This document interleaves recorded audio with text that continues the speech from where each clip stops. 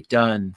Kansas Fan Headquarters, 97.5 and 1240 KFH Wichita, KNSS HD2 Clearwater, and Odyssey Sports Station. Hey, Wichita, it's Jacob Albrock. Stay right there for the latest breaking in sports talk. It's Sports Daily coming up next, exclusively on 97.5 and 1240 KFH. Jim Rome here with your Rome Report.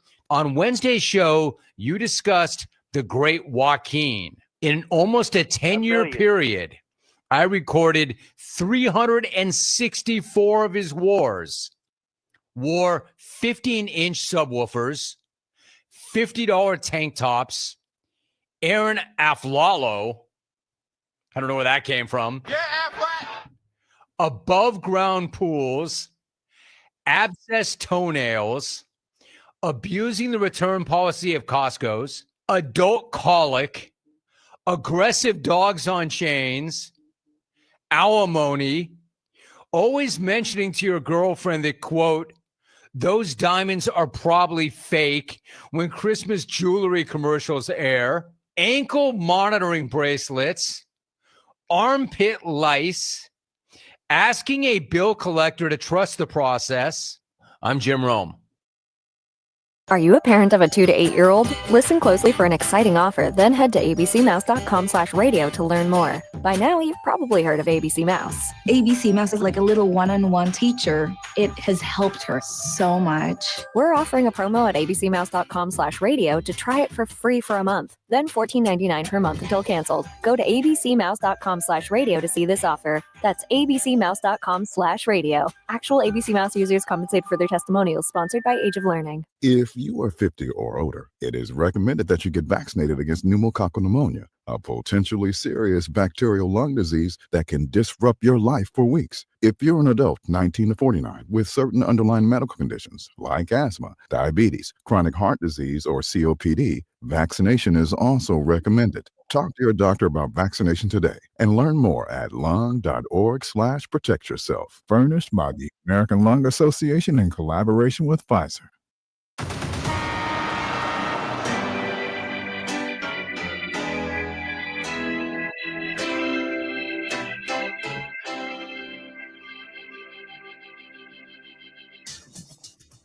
Now, from Wichita's most listened to sports radio, 97.5, 1240 KFH. This is Sports Daily with Jacob Albrock and Tommy Kester.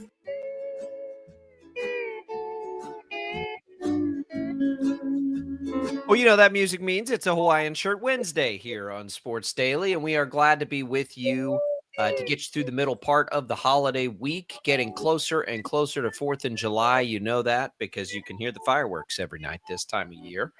Gets you feeling good about America. We're glad to be here with you on KFH. Thanks for tuning in, 1240 AM, 97.5 FM. Thanks for watching us on our video streams on 12 News Plus, on Facebook, YouTube, X. Lots of different ways to get in touch with the program. We'd invite you to do that.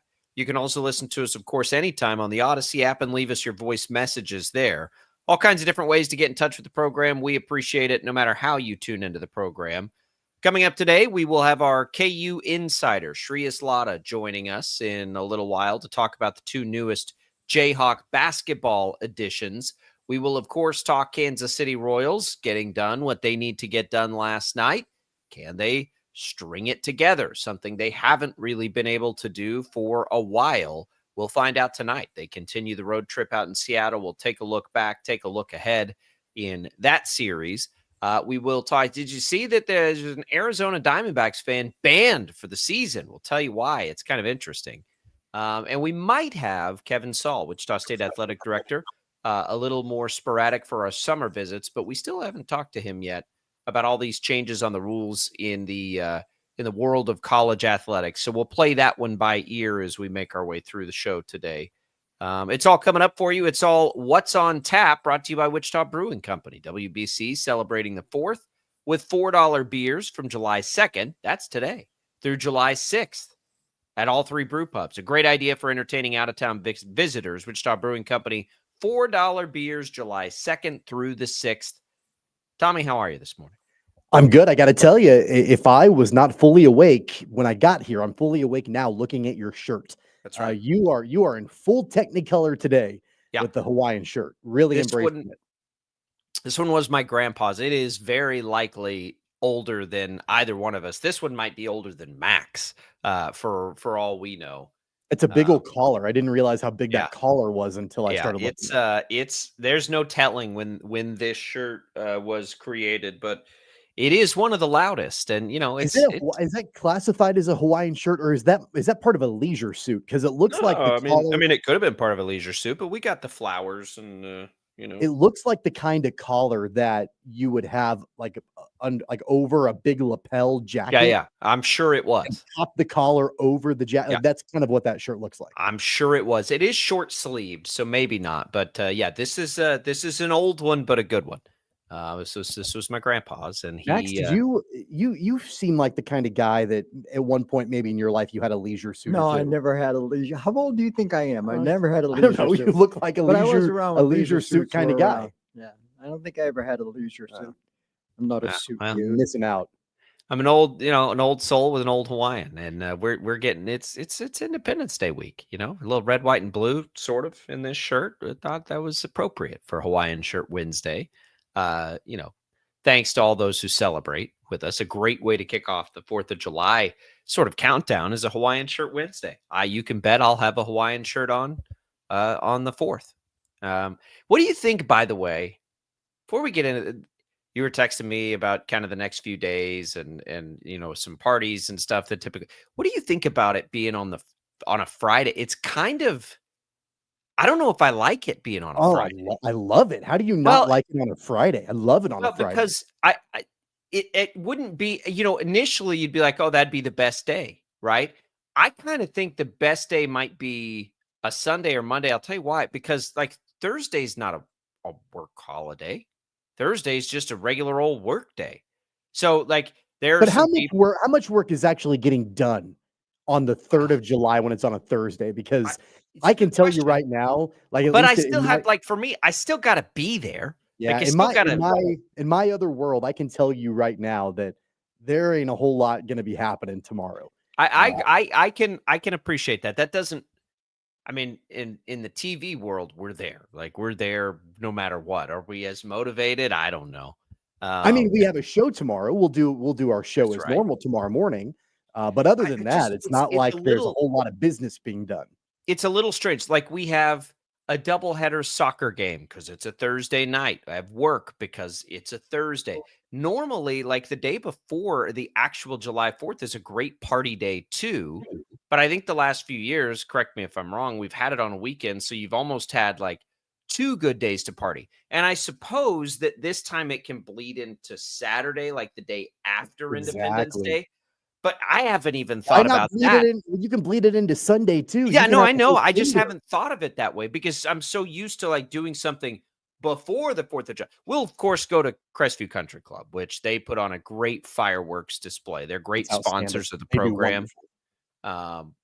Before I was ever even out there, that show is near enough to my house where I could see it.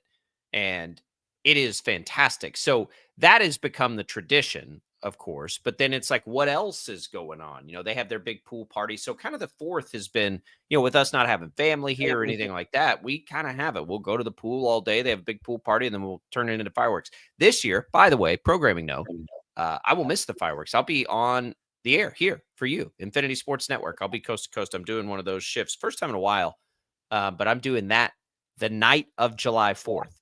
So no fireworks for me this year, but if you're driving around looking at fireworks, you might flip it over, hop in, tune in. It'll be fun. It'll be a fun time to do that shift. I don't know what I'm talking about for 4 hours, but we'll make it happen. But yeah, it's been a little strange doing it. It's kind of felt like everything's off by a day. I just need to, think about it as Saturday. I mean, I'll tell you the worst day for the 4th of July to fall is when it's on like a Wednesday, like a Tuesday or a Wednesday. Because you get one day off. It's like you're at work. Let's say it falls on a Wednesday. I know that happened a couple of years ago. You go to work on Tuesday, you get a random Wednesday off, and then you're back to work the next day on Thursday for the rest of the week. Yeah. Not a big fan of that. It's not as big a deal either here because the fireworks are allowed basically for a week and a half, as you all know, because you can hear them every night. So it doesn't quite have the same effect because you can just move it like later to the weekend. I don't know. Friday is definitely not the worst day. It's just not. I don't know that I think it's quite as good as Saturday or Sunday. Maybe that's all it is. But we'll see. We'll all have fun. We'll all celebrate America together. Happy almost 4th of July, everybody. Okay, we'll start today off with the Royals, I think. I have not heard, and we'll see. If Kevin Saul pops in the next segment, we'll talk to Kevin Saul in the next segment. Otherwise, we'll talk to the Royals. So we'll just we'll play a little Russian roulette with it, see what happens during the break here. But the Royals get that win last night, and they had to have it. I mean, they had to have it. And, there are things that you see in that game that kind of make you happy, but doesn't matter a whole lot if they can't follow it up and find a little bit of consistency for the first time in what feels like forever this season, since they have strung together a respectable stretch of, let's call it a week of baseball, 2 weeks of baseball. Could that have been the start? Boy, it'd be perfect timing for it while you're playing the team you're chasing in the wild card standing. So we'll get into that as we make our way through it, and a lot of other stories today. It is a Wednesday on Sports Daily. We're glad you're here with us. We'll be right back.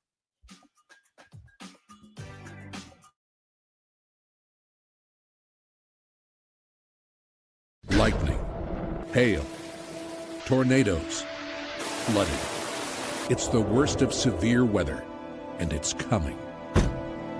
Spring brings warmer temperatures, but also dangerous weather conditions. Stay up to date day or night with the Storm Team 12 weather app. You'll get accurate forecasts so you can plan ahead and stay safe, no matter the weather. Download the Storm Team 12 weather app, brought to you by Stutzman's Greenhouse. The future of television has arrived. Next Gen TV is here with stunning video, movie theater quality sound, enhanced voice clarity, and interactive features, all upgradable for the future. Learn more at watchnextgentv.com. Sometimes people tell us, I don't get it, it's just tea. But let me tell you, we are so much more than just tea. With 20 plus flavors of sweet and unsweet iced tea, the possibilities are endless. Come on in and try them all for free to find your favorite, or get us on the go for your busy lifestyle. And don't miss happy hour every day. So the next time someone tells you it's just tea, tell them to come by and find out why we say, drink tea, be happy. They're not just the canvas of our imagination. They tell a story. Clouds affect the events of your day. Sometimes they growl, sometimes they inspire, but they're always the messengers of nature's mood, written in the sky. Storm Team 12 understands the language of clouds. We're dedicated to decoding their message, so you know what to expect. Behind every cloud, there is a story waiting to be told. Trust Ross Jansen and Storm Team 12, alerting you first to the impact on your life. Jim Rome here, lighting up your afternoons on The Jim Rome Show. Catch me starting at 2 on Wichita's #1 sports radio, Kansas Fan Headquarters, 97.5 and 1240 KFH.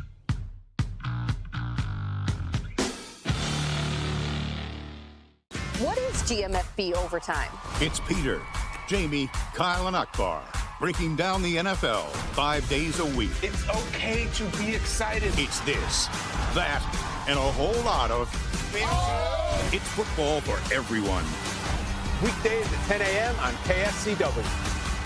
Odyssey is one of the most influential audio and entertainment brands in the nation. You already know Odyssey's iconic local radio brands in Wichita. But did you know Odyssey has the country's best collection of music, news, and sports brands? Odyssey is also a premium podcast creator, major event producer, and digital innovator. Odyssey brings people together across the country and right here in Wichita. Odyssey also delivers meaningful radio and digital audio results. Find out our story and impact at odysseyinc.com/Wichita. Make yourself known now. 831001 in traffic pursuit. Oh my God, here. Investigate TV Plus begins with real people. We investigate stories that impact you and inspire change every day. Something is broken. Real problems. Why are they hiding it? And real solutions. My daughter was dying in front of me. What was your reaction when he said that? Investigate TV Plus, weekdays at 3:30 p.m. on KWCH. Sometimes people tell us, I don't get it, it's just tea. But let me tell you, we are so much more than just tea. With 20 plus flavors of sweet and unsweet iced tea, the possibilities are endless. Come on in and try them all for free to find your favorite or get us on the go for your busy lifestyle. And don't miss happy hour every day. So the next time someone tells you it's just tea, tell them to come by and find out why we say drink tea, be happy. Mornings are busy. We're here to make your mornings better. We report the stories that affect you. 3 more hospital lies from contaminated apple juice just a day after the FDA issue a recall. We're here to make your mornings better. Closing east and westbound lanes of K96 for repairs. With 12 News, you're prepared for your whole day. Scattered thunderstorms across the state into the afternoon. Stay a step ahead with 12 News this morning on KWCH and KSCW.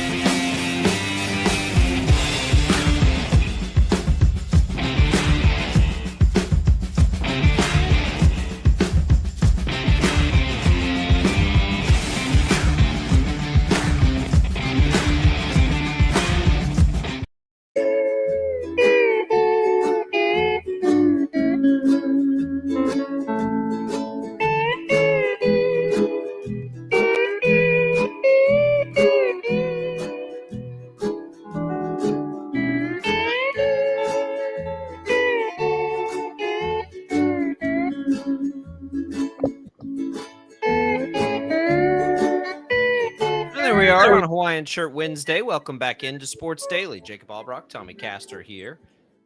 Just in the nick of time on that one. These days are crazy. That's the break that I have to run up and get breakfast and the kids ready every day. It's a wild juggling experience right now. Summertime. Shout out to all those parents juggling not having school and trying to entertain the kids and answer the question, what can we do? What can we do? Like, oh man, I remember what I would have been doing if I would have ever had the courage to ask my parents that question in the summertime. Oh, we'll find something for you to do. We'll put you to work. We'll figure something out. That's it. I hated this. I didn't hate them, but the summers were not glorious for me as a kid because it was like I lived out in the middle of nowhere. There wasn't ever really like stuff to do. So like that period of time before I could drive and, but it was, oh, well, here's your list of things to do today. And it was always just chores. I'm like, God, like all my friends are playing and I'm just painting fences and, whatever else they can cook up. It's free labor, or at least cheap labor. You better believe it. You better believe it. But hey, we all had great upbringings. I'm very fortunate. I think I probably got my money's worth. We'll put it that way. Welcome back into Sports Daily. All right, let's talk Royals, Tommy. It was a very nice, pleasant surprise. Royals score 6 runs in a game. That was the game they really needed to do that against the pitcher in this rotation that is by far the most gettable for the Mariners. They came out and they did what they were supposed to. They scored a bunch of runs early. They added runs late, which has been a bit of a problem. The bullpen held up for them, and they got a nice win, 6-3 over Seattle. It puts them right back where they started the series at 4.5 games back, and they play 2 more games against the Mariners here. Nice opportunity for the Royals to make up some ground. If they could come out of this series, Tommy, and be 2.5 games back of the Mariners, regardless of how annoying and frustrating the month of June and the last 3 or 4 weeks has been, like it's hard not to look at that for what it is. They'd be 2.5 games out of the wild card at that point. Yeah, let's not get out over our skis, though. I mean, there's a ways that they've got 2 more games in this series, and just like they were able to get it. They were able to get it back to where they started this series, right? Which is good. But there are 2 more games that they've got to go tonight and tomorrow night before they roll to Arizona. So it was a nice win last night to get back to where they started this series, but you got to go get the next 2.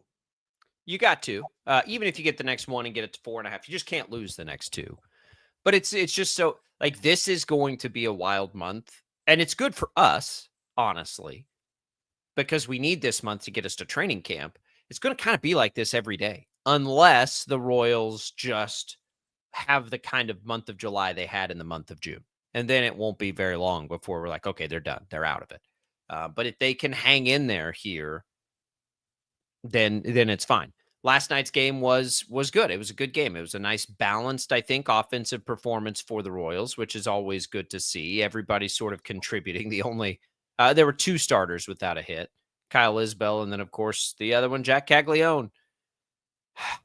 He hit one, he hit a missile to first, and I just like none of it is concerning. I think if you're a Royals fan, the only concerning part about it is like as long as it doesn't get in his head. As long as he's handling it okay. And I do think he looks very visibly frustrated right now. But as far as the team goes, like we're all, I don't think anybody's not willing to just sort of go through this. I haven't heard a lot of people like, oh, he's a bum or he's not, he will never live up to it. I've never heard that with him. So I think everything is good there as well. Okay. It looks like we do have Kevin Saul here, so give me just a second here. Let's All right, Kevin, can you hear us? Good morning, guys. How are you doing? Good. There's Kevin Saul. Hey, Kevin, it's been a minute. Happy summer to you. I know summer is always wacky and crazy and silly. Welcome into Sports Daily. How are you? I'm doing great. How are you guys doing this morning? Good. I believe we haven't had a chance. I think we've missed each other the last couple visits to talk about all the changes happening in college sports. I think typically we assume this is at least a time for you guys to catch your breath to some degree. With those changes, is that even the case this year? No, I think summer really has become just another busy season for us. You know, it's with the transfer portal, we're heavy into recruiting, baseball, softball. We've got official visits on campus. As you know, the House settlement became effective July 1, which brings with it all the different things that we've talked about in terms of roster maximums and designating student athletes and revenue share and all those components. And then we've got 3 teams on campus, men's and women's basketball and volleyball, and their summer access getting ready for their season. So it's been a busy few weeks. Let's talk about that House settlement a little bit, Kevin. You know, it goes from a lot of speculation and wondering exactly what's going to happen and what the ramifications will be from it to, as you mentioned, it took effect as of yesterday. Right away, what sort of implications does that have on the day-to-day and the way that you guys operate? Yeah, so I think first and foremost, we've got a July 6th deadline to quote unquote designate student athletes that would be above and beyond the House settlement established roster maximums. We get an opportunity to do that this first year. And so there's a strategy associated with that. And sometimes that strategy is a little different within each sports program, but in its shortest form, I guess I would say we're finalizing rosters right now. We have revenue share that will begin the month of July. And then we are working through basically 2 new systems. One is called CAPS, that is a online system that is designed and managed by Deloitte with the Collegiate Sports Commission. That's the new entity that's been established. And that CAPS system is basically designed to capture all of the financial data so that we can identify the financial assistance that we're providing our student athletes above and beyond what was done in 24-25 and manage that cap number. It's a similar system that the NBA and Major League Baseball use. So we're learning that new system and obviously getting rosters uploaded and uploading rev share agreements and scholarship agreements and all of those components. And then we have another system called NIL Go, which is basically an obligation on the part of the student athletes to disclose any and all commercial NIL activities so it can go through a relatively extensive approval and vetting process that's also propped up by the Collegiate Sports Commission and Deloitte. So the combination of a lot of different things for us to get going here early in July. I want to ask you about that. And I think, for folks listening, you've probably heard it called the clearinghouse, which is the term I keep seeing for it. If you can't have full disclosure here, I totally understand. But for me, that seems ambitious, but not doable when if there is going to be some sort of like limit put on NIL. Am I understanding that correctly? Or maybe you have had a chance to look at that. Is this group, this clearinghouse, going to say, here is the range that somebody can make for XYZ, or is that a misleading thing that's being floated out there nationally? No, what's happening is a little bit more direct and proactive than that, Jacob. It's a student athlete that desires to enter into a commercial NIL, what NIL was always intended to be 3 or 4 years ago. If they want to get into that relationship, they've got to upload a bevy of information into the NIL Go system, which includes the agreement, the term, the compensation, all those components of the agreement. And then the committee, Deloitte, will assess the fair market value of that particular deal. That will be assessed with really 6 or 8 different layers. It'll look at your market in particular. It will look at how significant of an influencer is that particular student athlete. How does that deal compare with like and or similar student athlete deals across the country? And so they're basically going to assess fair market value deal by deal and approve or deny. If it is denied, then obviously the deal can be restructured and can be looked at differently. But it's a little bit more of a standard broad-based approval process that will be done deal by deal as they are submitted. So I guess this is where that gets a little dicey for me, and it feels like it's going to get challenged in court at some point when athletes in different markets are going to have different values to different companies. Isn't an athlete worth what a company is willing to put them in? And there are like outlier examples, like Cooper Flag and New Balance is going to have a tremendous value over something else, or even like car dealerships. What somebody might be worth to a car dealership in a bigger metropolitan area might be worth more than a rural area. I just don't know how that's not going to be challenged at some point when an athlete's told, I'm sorry, like, I know they want to pay you that much, but it's not worth that much. Yeah, and that very well may be the case, Jacob, and likely will be the case. At the end of the day, if you get a chance to read the 67-page House settlement agreement, it certainly addresses future litigation and legal components in relation to this environment. I think that's part of the variables, right? We talk about it internally when maybe I'll use this analogy. When the NCAA basketball tournament, they switched from the RPI to the net, 7 or 8 years ago, there was a lot of concern about what are the components of the net and how do they interact with each other to create your net score. And really, at the end of the day, you're trying to figure out how to manipulate it to get your net in the right spot, right? Just like you used to be able to manipulate RPI. I don't think it's any different here, where there are components to the calculation on fair market value. Those components are individual based, they're market based, but then they're also peer comparative based. And it will take us some time to understand what kind of deals are going to be approved versus not. And how to structure those accordingly.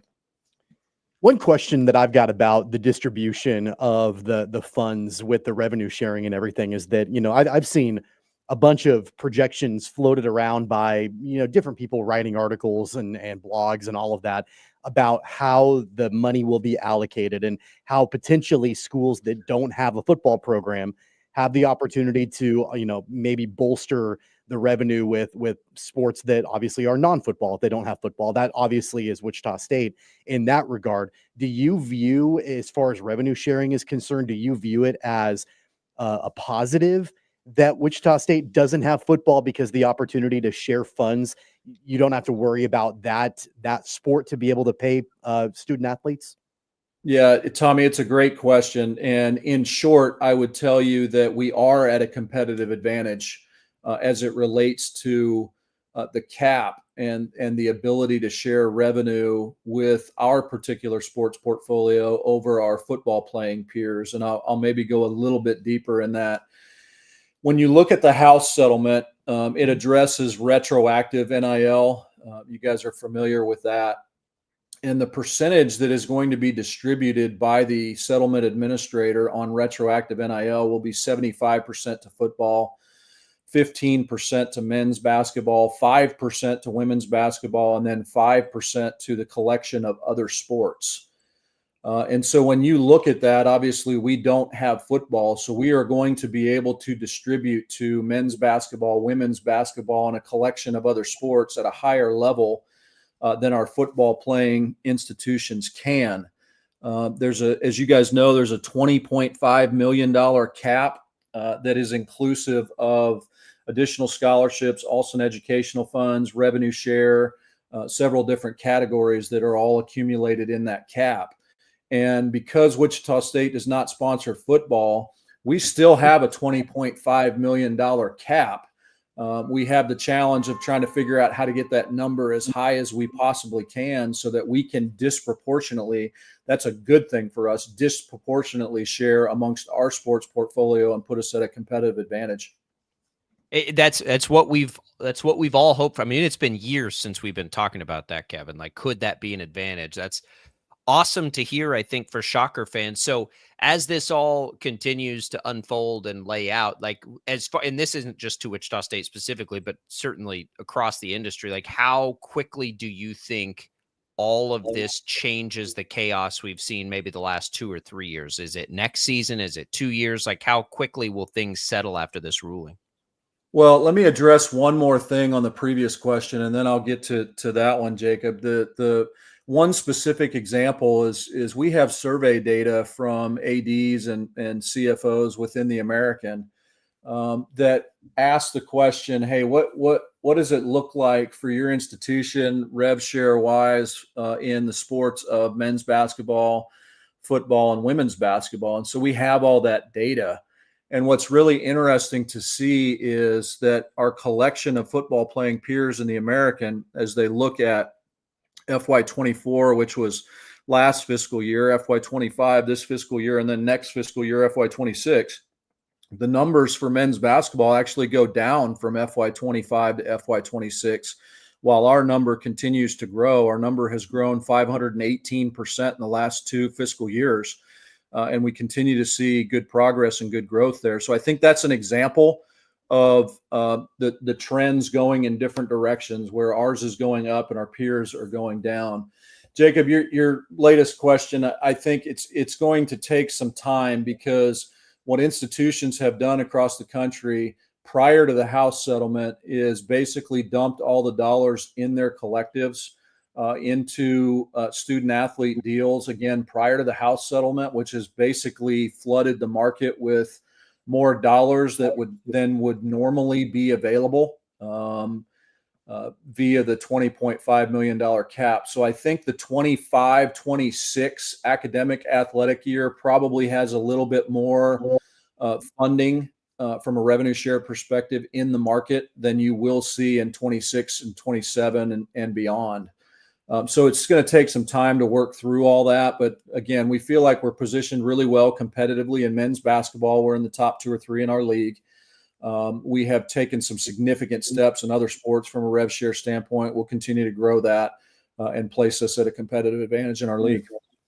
Kevin, we appreciate it. We certainly think this is good news for the Shockers. Real quick, we have just about a minute left.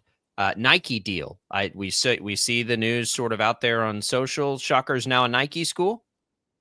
Yeah, that's right. We put a release out, man. I think that was right around the turn of the new year in 25, that would begin July 1. And so our creative content, all our sports programs put some really good content out yesterday in terms of us launching Nike as of yesterday. So we're really excited about that. Obviously, as the premier sports and sports marketing brand in the industry. We're excited to be affiliated with Nike again, and our student athletes are very excited. I think that's the most important piece. Yes, and then switching subjects, guys, I would just tell you that that the Learfield Directors Cup, which is the national competition for all athletic departments, there's 365 of them in the country. That's really important to us, and I think we've had some real progress in that area from a competitive standpoint with our sports portfolio.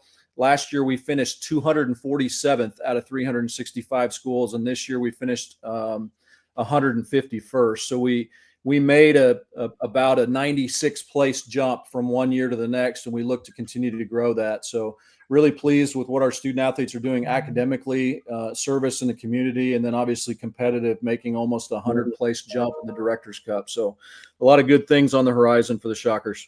Certainly, congratulations on that, Kevin. We'll continue this conversation in a couple weeks. Just scratching the surface on all this. Appreciate it. Have a great holiday. We'll see you next time, and we will all be back right after this break. All right. Happy 4th, guys. Go Shockers.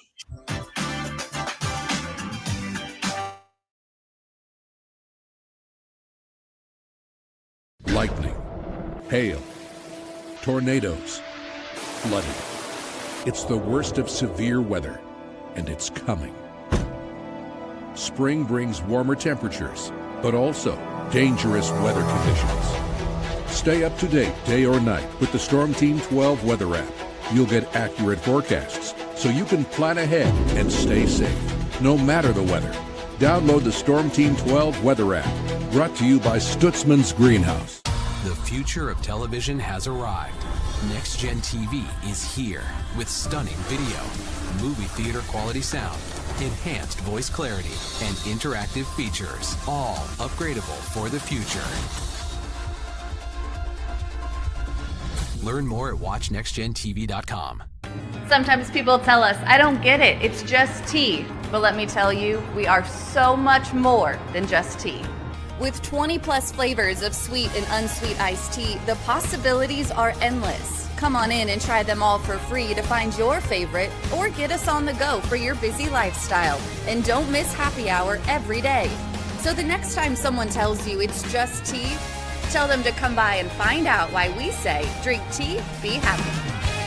They're not just the canvas of our imagination. They tell a story. Clouds affect the events of your day. Sometimes they growl, sometimes they inspire, but they're always the messengers of nature's mood written in the sky. Storm Team 12 understands the language of clouds. We're dedicated to decoding their message so you know what to expect. Behind every cloud, there is a story waiting to be told. Trust Ross Jansen and Storm Team 12, alerting you first to the impact on your life. Jim Rome here, lighting up your afternoons on The Jim Rome Show. Catch me starting at 2 on Wichita's #1 sports radio, Kansas Fan Headquarters, 97.5 and 1240 KFH.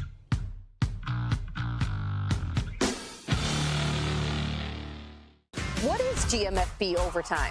It's Peter, Jamie, Kyle, and Akbar breaking down the NFL 5 days a week. It's okay to be excited. It's this, that, and a whole lot of fantasy. It's football for everyone.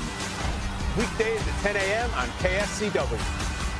Odyssey is one of the most influential audio and entertainment brands in the nation. You already know Odyssey's iconic local radio brands in Wichita. But did you know Odyssey has the country's best collection of music, news, and sports brands? Odyssey is also a premium podcast creator, major event producer, and digital innovator. Odyssey brings people together across the country and right here in Wichita. Odyssey also delivers meaningful radio and digital audio results. Find out our story and impact at odysseyinc.com/Wichita. Make yourself known now. 831001 in traffic pursuit. Oh my God, here. Investigate TV Plus begins with real people. We investigate stories that impact you. And inspire change every day. Something is broken. Real problems. Why are they hiding it? And real solutions. My daughter was dying in front of me. What was your reaction when he said that? Investigate TV Plus, weekdays at 3:30 p.m. on KWCH. Sometimes people tell us, I don't get it, it's just tea. But let me tell you, we are so much more than just tea. With 20+ flavors of sweet and unsweet iced tea, the possibilities are endless. Come on in and try them all for free to find your favorite or get us on the go for your busy lifestyle. And don't miss happy hour every day. So the next time someone tells you it's just tea, tell them to come by and find out why we say drink tea, be happy. Mornings are busy. We're here to make your mornings better. We report the stories that affect you. 3 more hospital lies from contaminated apple juice just a day after the FDA issue a recall. We're here to make your mornings better. Closing east and westbound lanes of K96 for repairs. With 12 News, you're prepared for your whole day. Scattered thunderstorms across the state into the afternoon. Stay a step ahead with 12 News this morning on KWCH and KSCW.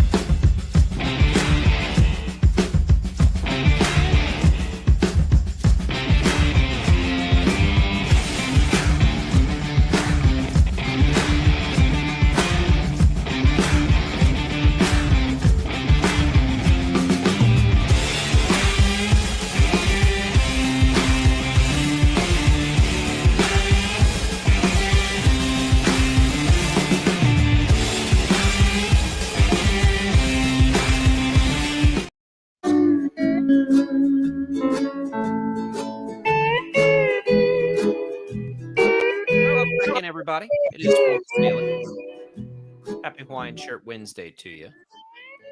Glad to be here. Thanks, Kevin Saul, for stopping by real quick. There'll be a lot to get to, I think, for Shockers fans, as we just sort of had the appetizer there, some of this house stuff. That's all probably good news. I mean, Tommy, the things that we sort of wondered and suspected, it sounds like are probably likely. The Shockers should have a little bit more that they can, put into basketball as others have to put into football. And that's always something we've thought about Wichita State and an advantage they had. Now it's just got to translate into some more wins this year. So that's exciting stuff. You can go back and listen to any of that if you missed it on the Odyssey app. We'll have more of that throughout the summer as we get ready. The players are on campus. We got to get Paul Mills in here at some point, talk about some of these new guys as they finally get a chance to see them practice and things. We were talking about July 4th on a Friday. Here's Chris's suggestion. This comes to us via X. Needs to transition to Independence Day and always be on the first Friday of July. Christmas always needs to be on a Thursday like Thanksgiving. Scrap the hard dates. I would see that idea and raise that Halloween should always be on a Saturday, the last Saturday of October. But I'm not opposed to that idea at all. As far as Christmas, the rest of the religious calendar sort of floats. That's kind of the one hard date, right? The rest of it floats around. We have Ash Wednesday, we have Easter Sunday. It's different days every year. So I wouldn't be opposed to that with Christmas at all. Christmas is a tough one because if it's on a bad day of the week, like traveling and trying to celebrate with family and stuff, they can get a little tricky as somebody who has to now travel home for it. It sometimes can be a little problematic. But so I could get on board with that, the first Friday in July. The only thing about July 4th is that day specifically has some significance, right? It's a specific day of an anniversary, unlike Halloween, which does, I know, but it's not like we're talking about the formation of our country or whatever. I mean, I think as long as it floats around that that day. I mean, what if it falls on the 3rd or the 5th or whatever? I'm okay. Honestly, I'm okay with that. Like, I'm all right with it being the first Friday in July, and then you're going to have that long weekend. I mean, we put Memorial Day always on a Monday. We put Labor Day always on a Monday.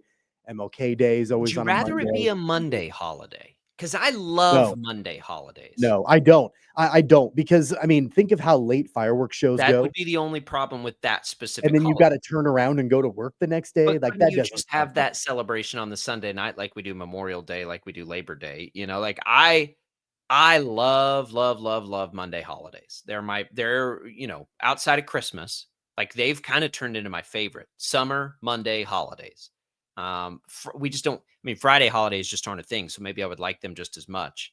I don't know, but it's an interesting idea, one that we'll take to the people that make these kinds of decisions, Chris. So we appreciate it. We'll submit that to the board. That like, what are we doing with Halloween? Why is Halloween not on a Saturday? Why are we doing Halloween on a Wednesday night? Makes no sense. Yeah, I agree with you on that. You don't even have to make it like a school holiday or anything. Just move it to Saturday. Goodness gracious. Why do we overthink this stuff? What are we doing here? Come on now. All right, let's continue our Royals conversation here. Tom, we've got Shreyas Laddha coming up in the next hour. So I thought, and we started this briefly, that the offense sort of spreading the wealth was nice. I thought the biggest thing last night was that the bullpen was good. Bullpen was real good. 1 run allowed over 4 1/3. You'll take that. And it's going to take that, as the starting pitching is not going to continue to be like the number 1 rotation in baseball and all these crazy things that they were, that expectation that was totally unrealistic. They need the bullpen to be good. But you know what, Tommy? The bullpen hadn't had a lot of opportunities lately to pitch with a lead. So it was good to see them be able to snap right into form, because sometimes it's muscle memory, and they haven't had that, muscle memory in a while to need to protect a lead late into a game. Yeah, I mean, I think that I was a little interested to know how like the end of the game ended up playing out like midway through, because the Royals got out to a lead, and that I know that that Lorenzen gave up a couple of runs. He gave up a home run, midway through. That was kind of a no doubter to Randy Arozarena, who's had a great series so far for the Mariners. And I'm like, okay, like they've got a lead. Can they hang on to it? It's been a minute since we've seen them playing with a lead. And so once you get to the bullpen, how is this team going to react? Are they going to be able to hang on? And they were able to do that. They got an insurance run a little bit later in the game, which ended up being, I think, fairly important to provide even more distance between the two teams. That's been the recipe when the Royals have won games. What we saw play out last night from this team is the reason why they've won games. They've gotten to a lead early. The offense has done enough to get them a lead, and then it's been enough to turn it over to the bullpen and let the bullpen go to work. That's their formula. The problem obviously has been that they haven't been able to get a lead because the offense has been, by the way, the offense is the worst in baseball through June. Not including yesterday. I don't think yesterday impacted any of this, but I would kind of dug in a little bit on TV because we've got the time this time of year. Worst offense in baseball. That might surprise people. Worst home run offense in baseball wouldn't surprise people, but they are. You might be surprised to learn that they're right at the bottom in walks. Here are a couple interesting outliers on this. They are like 9th in the league in doubles. Been a great doubles team this year. So it's not like a total lack of power but it's a lack of home run power. And they don't strike out. I think they're 2nd or so in the league in strikeouts. Like they don't strike out. They don't walk, but they don't strike out. It has been a really weird year. Some of these things, if I told you they don't, they won't ever strike out, basically, they'll be in the top 3rd of the league in doubles. There are a couple of those little outliers who are like, all right, that sounds great. And yet they're the worst offense in baseball. It's so strange. It is so strange. I mean, the home runs would obviously help if they were a better home run hitting team. Clearly that would add to the runs, doubles that don't score. But it's just that they just like, there's not really a stat for it, I don't think. I mean, there's runners in scoring position, I suppose, but their ability to not take advantage of opportunities is the thing that hurts them the most. And I don't know what tangible things you can do to fix that. I really don't. And and some of our smart listeners have been pointing out to this all year. They're like, look, there's no way last year can be repeated. Like as good as they were in that category, but this sort of pendulum swing is wild. And that's really, it's the thing that you point to. It's the thing that you point to. And you're like, man, that's it. That's the reason they have become the worst offense in baseball.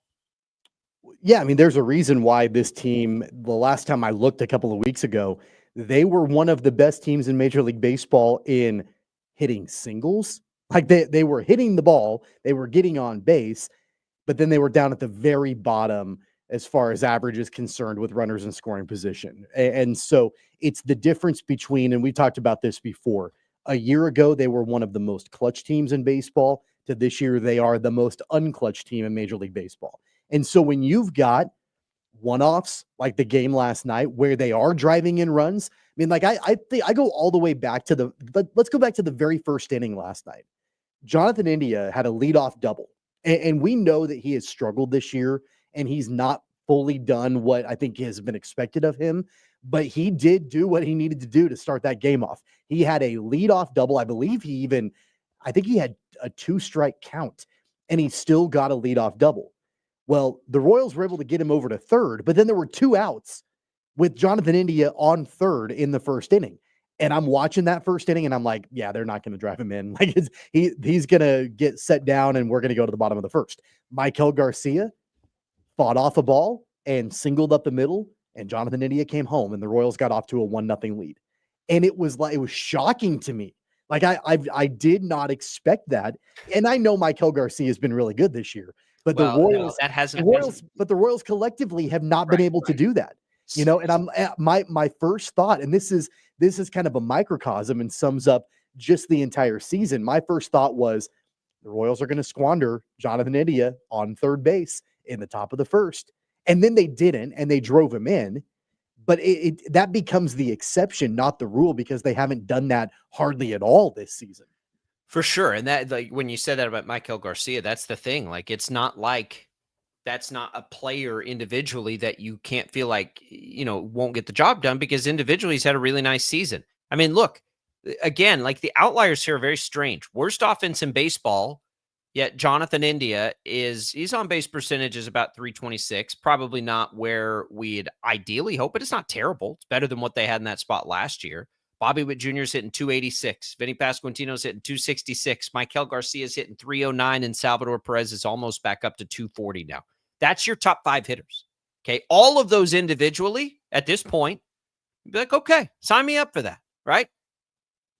Not leading to any runs. Doesn't make any sense at all. It's the strangest thing. Like there's not, at one point this season, there was a collection of players you could say, okay, this is killing them, right? Whether it was Vinny and Salvi starting slow, whether it was not being able to put anything out with Renfroe and Melendez, although, technically speaking, that hasn't changed a lot with Jack Caglione. But now we're to the point where a lot of that stuff's not even the case anymore. All their guys you can count on are sort of doing what they're supposed to, but they're just not doing it at the same time collectively. It's crazy. Yeah, but how much faith, and I know that it's very easy to compare what was happening with Melendez and Renfroe. Oh, it's totally. And look at it through the lens of, well, Jack Caglione hasn't really done much either. Yeah. But I get that, but there are other guys also totally different. How much faith do you have in Nick Lofton and John Rave and Mark Hanna and Drew Waters, and like the list goes on and on and on. Like they're rotating these different guys. But you have faith. But you have faith in because I agree with you on Caglione. It's totally different, and I have way more faith in that than Renfroe Melendez. I think most people do. But Kyle Isbell's been good. Kyle Isbell. You can tell me Kyle Isbell's going to play that kind of defense and hit 250? Sign me up for that all day long. So that leaves 2 spots in the lineup right now. It leaves your 7 and 8 hitter. Okay. There's a lot of teams in baseball that aren't very good at 7 and 8 and have just fine offenses. That's not usually the thing that makes you have the worst offense in baseball. And so, again, I will spend a lot of time with this, and it may be annoying. I don't know what else to do. We ran a story yesterday of like 25% of the population are just naturally optimistic. I think I fit into that 25% for sure. But like when you look at all that stuff and individually see that a lot of these guys, most of the lineup is sort of doing what you'd expect it to do. Whenever I say it feels like there's going to be a heater coming, that's what I'm talking about. Like at some point, collectively, if everybody's doing what they're supposed to do, they're going to do it in the right order. and they'll finally score some runs. You just worry if it's going to be too late. And then you see, some cracks in the starting rotation, by the way, and we can get into this. Let's hold it with Lorenzen into the next hour. But that's the kind of stuff we see, right? There's really right now only 2 glaring holes in the lineup, and they're at 7-8. That's it. So at some point, they have to score more than they've scored. Is it going to be like the best? No, but it's got to be better than the worst. And is that going to be enough to string wins together? That's what keeps tricking me right now with the Royals. We'll come back. We'll continue that conversation. We'll get into this Diamondbacks fan who's banned, and we'll have Shreyas Laddha. Don't go away.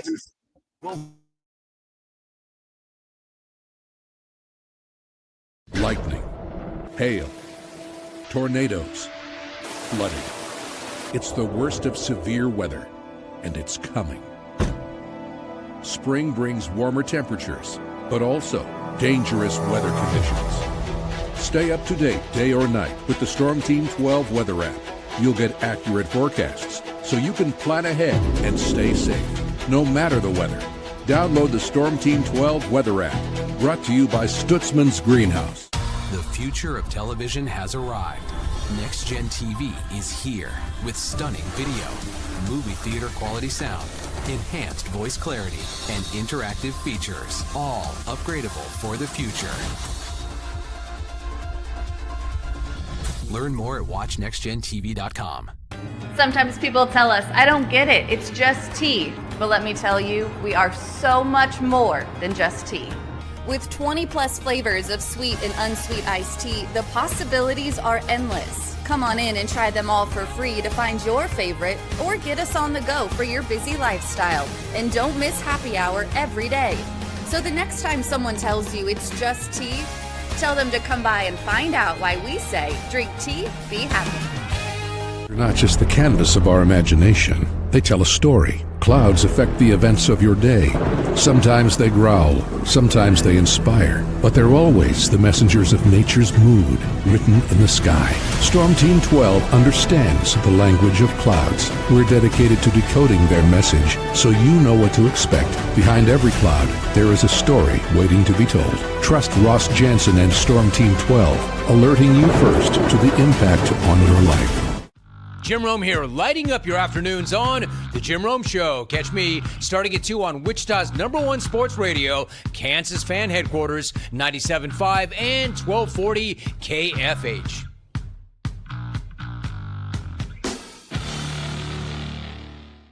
What is GMFB Overtime? It's Peter, Jamie, Kyle, and Akbar breaking down the NFL 5 days a week. It's okay to be excited. It's this, that, and a whole lot of fantasy. It's football for everyone. Weekdays at 10 a.m. on KSCW. Odyssey is one of the most influential audio and entertainment brands in the nation. You already know Odyssey's iconic local radio brands in Wichita. But did you know Odyssey has the country's best collection of music, news, and sports brands? Odyssey is also a premium podcast creator, major event producer, and digital innovator. Odyssey brings people together across the country and right here in Wichita. Odyssey also delivers meaningful radio and digital audio results. Find out our story and impact at odysseyinc.com/Wichita. Make yourself known now. 83101 in traffic pursuit. Oh my God, here. Investigate TV Plus begins with real people. We investigate stories that impact you. And inspire change every day. Something is broken. Real problems. Why are they hiding it? And real solutions. My daughter was dying in front of me. What was your reaction when he said that? Investigate TV Plus, weekdays at 3:30 p.m. on KWCH. Sometimes people tell us, I don't get it, it's just tea. But let me tell you, we are so much more than just tea. With 20 plus flavors of sweet and unsweet iced tea, the possibilities are endless. Come on in and try them all for free to find your favorite, or get us on the go for your busy lifestyle. And don't miss happy hour every day. So the next time someone tells you it's just tea, tell them to come by and find out why we say, drink tea, be happy. Mornings are busy. We're here to make your mornings better. We report the stories that affect you. 3 more hospital lies from contaminated apple juice just a day after the FDA issued a recall. We're here to make your mornings better. Closing east and westbound lanes of K96 for repairs. With 12 News, you're prepared for your whole day. Scattered thunderstorms across the state into the afternoon. Stay a step ahead with 12 News this morning on KWCH and KSCW.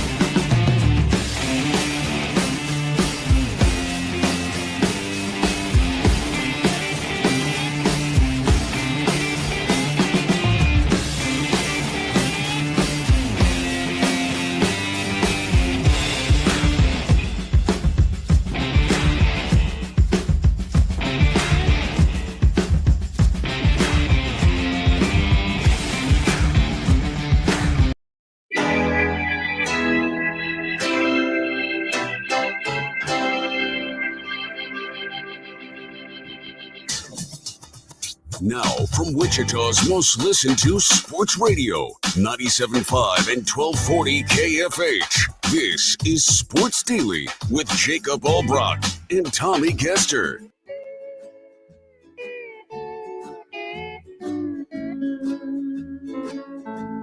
All right, welcome back in, everybody, for another hour of Sports Daily. Happy Hawaiian Shirt Wednesday to all of those who celebrate. We're getting you ready for July 4th, one more day until the July 4th holiday.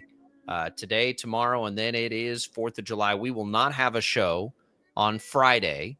I will have a show on the Infinity Sports Network Friday night from 9 p.m. to 1 a.m. coast to coast. So tune in if you're driving around after fireworks and headed home and want to chat. You can give us a call on and get you on the air nationally. So that'll be fun. Coming up in this hour, we have Shreyas Laddha, our KU Insider. KU with some roster movement of significance last week. We'll get the latest on all of that.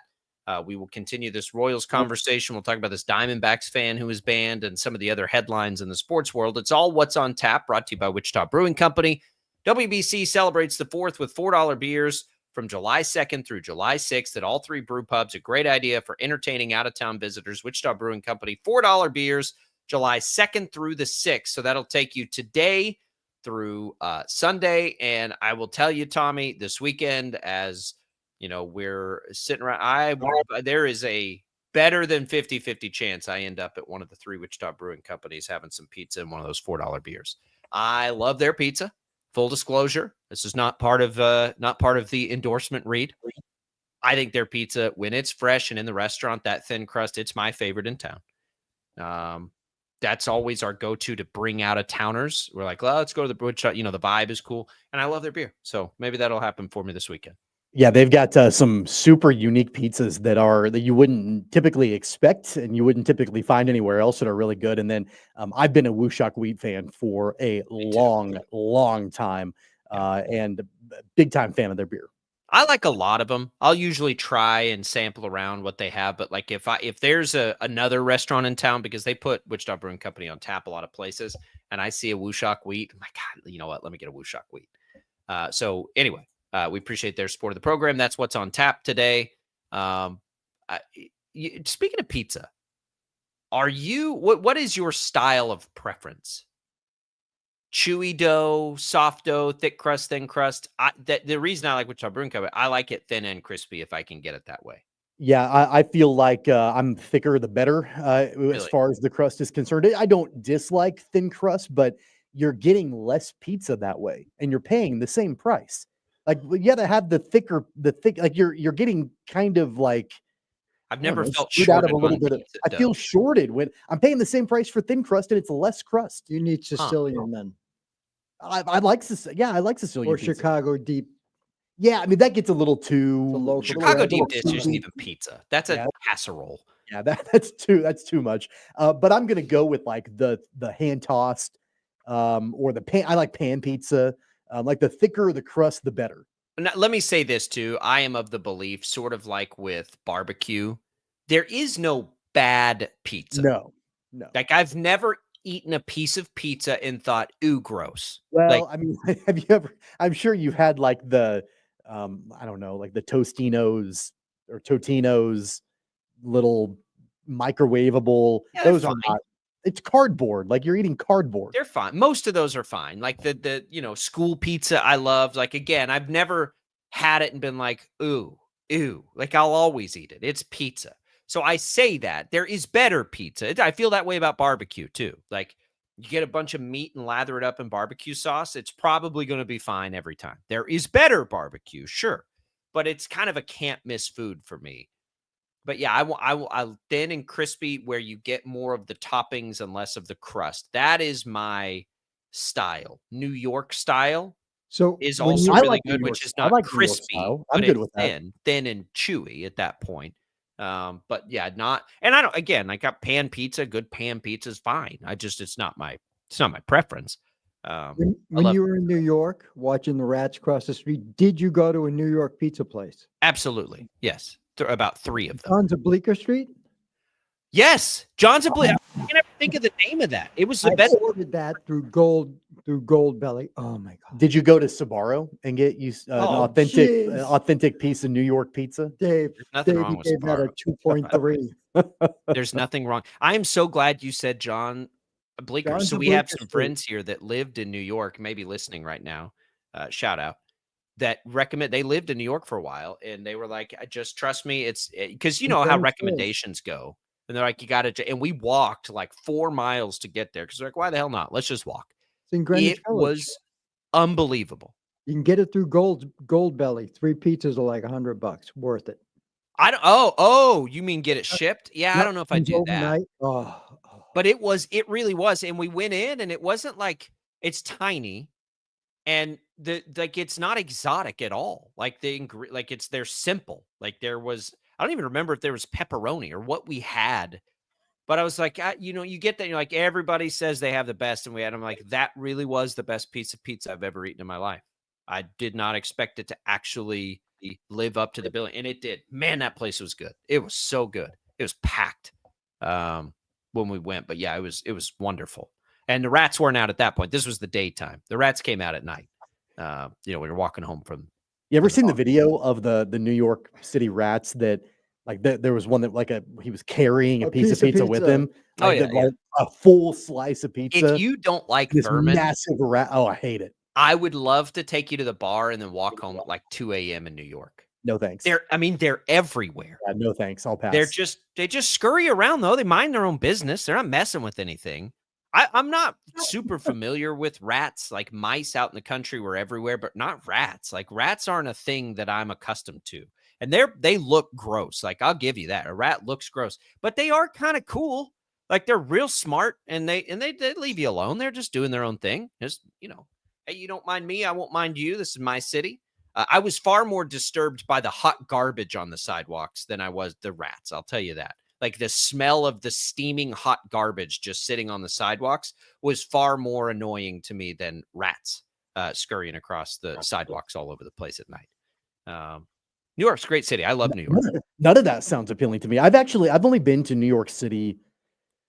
I think once. I've only been there once, and I was only there for, maybe 48 hours. I had to go for work a long time ago, like 10 years ago.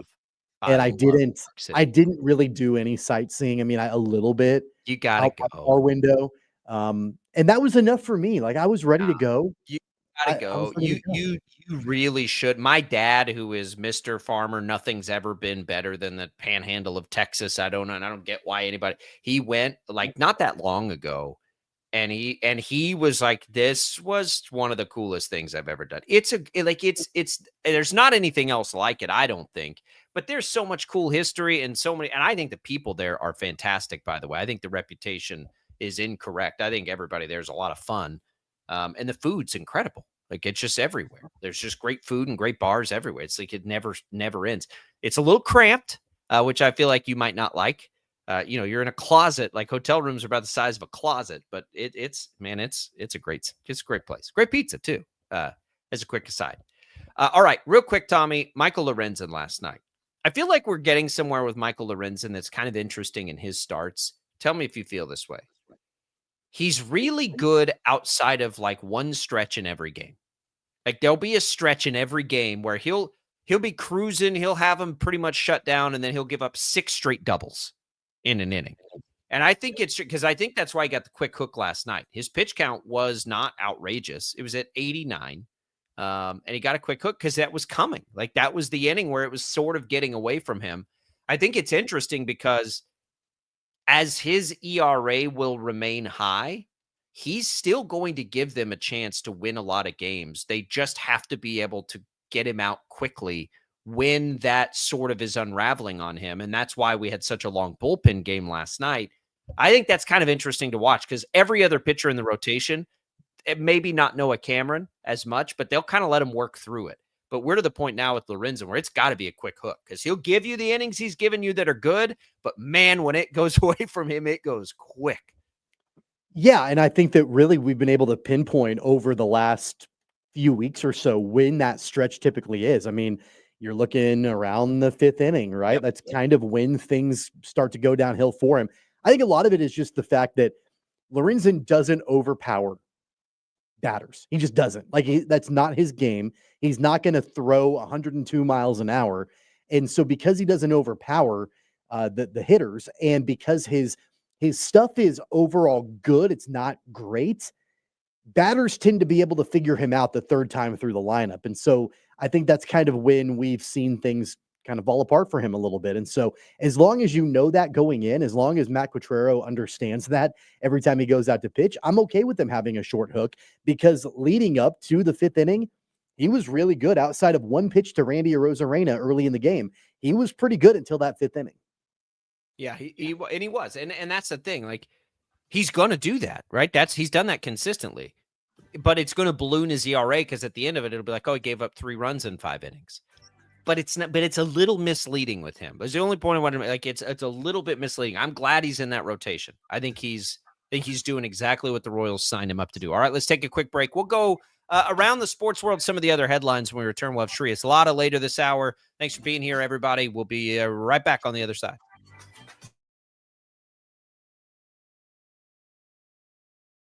Lightning, hail, tornadoes, flooding.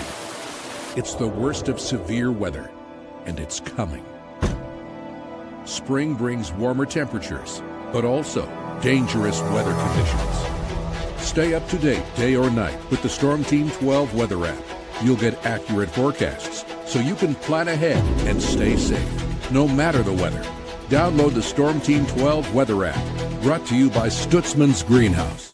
The future of television has arrived. Next Gen TV is here with stunning video, movie theater quality sound, enhanced voice clarity, and interactive features, all upgradable for the future. Learn more at watchnextgentv.com. Sometimes people tell us, I don't get it, it's just tea. But let me tell you, we are so much more than just tea. With 20-plus flavors of sweet and unsweet iced tea, the possibilities are endless. Come on in and try them all for free to find your favorite or get us on the go for your busy lifestyle. And don't miss happy hour every day. So the next time someone tells you it's just tea, tell them to come by and find out why we say, drink tea, be happy. They're not just the canvas of our imagination. They tell a story. Clouds affect the events of your day. Sometimes they growl, sometimes they inspire, but they're always the messengers of nature's mood, written in the sky. Storm Team 12 understands the language of clouds. We're dedicated to decoding their message, so you know what to expect. Behind every cloud, there is a story waiting to be told. Trust Ross Jansen and Storm Team 12, alerting you first to the impact on your life.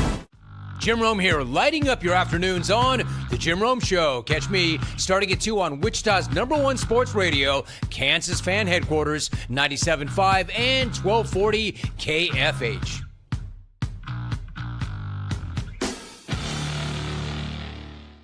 What is GMFB Overtime?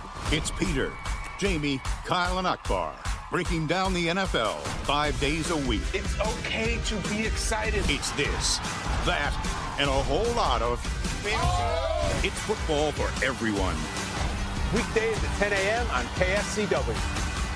Odyssey is one of the most influential audio and entertainment brands in the nation. You already know Odyssey's iconic local radio brands in Wichita. But did you know Odyssey has the country's best collection of music, news, and sports brands? Odyssey is also a premium podcast creator, major event producer, and digital innovator. Odyssey brings people together across the country and right here in Wichita. Odyssey also delivers meaningful radio and digital audio results. Find out our story and impact at odysseyinc.com/Wichita.